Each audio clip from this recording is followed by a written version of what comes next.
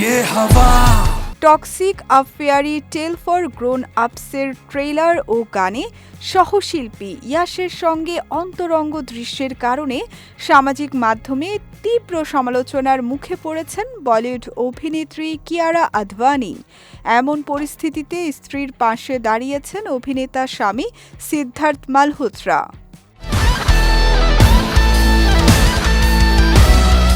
সম্প্রতি ইনস্টাগ্রাম স্টোরিতে টক্সিক ছবির ট্রেলার নিয়ে নিজের প্রতিক্রিয়া জানান সিদ্ধার্থ। কিয়ারার কঠোর পরিশ্রম ও একাগ্রতার প্রশংসা করে তিনি লেখেন, তোমার চেষ্টা, পরিশ্রম ও আবেগ সবকিছুই বড় পর্দায় ফুটে উঠবে।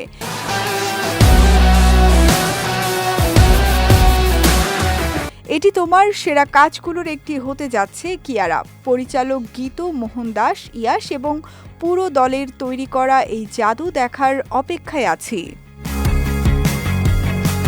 আগামী ২৬ আগস্ট ছবিটি মুক্তির কথা উল্লেখ করে পুরো দলকে শুভকামনাও জানান এই অভিনেতা।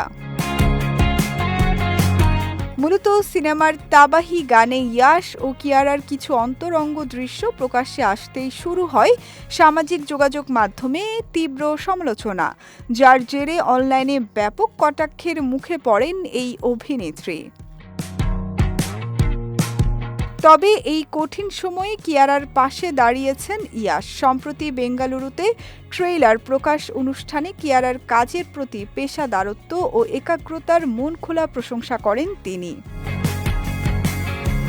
ট্রলারদের নেতিবাচক মন্তব্য উড়িয়ে দিয়ে ইয়াশ বলেন, কিয়ারা, চরিত্র ফুটিয়ে তুলতে তোমার নিষ্ঠা সত্যিই অসাধারণ।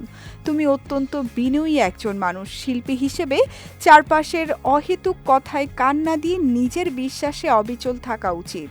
দর্শকরা অবশ্যই তা মূল্যায়ন করবেন। হয়তো আমরা সময়ের চেয়ে কিছুটা এগিয়ে ভাবছি।